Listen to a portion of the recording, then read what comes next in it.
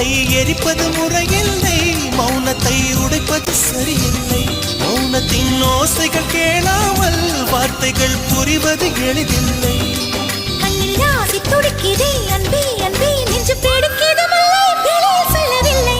வெட்கப்படாத பூக்களை வண்டுகள் தொடாதடி, முத்தம் தராமல் வெட்கம் சாயம் போகாதடி. மலரே ஒரு வார்த்தை பேச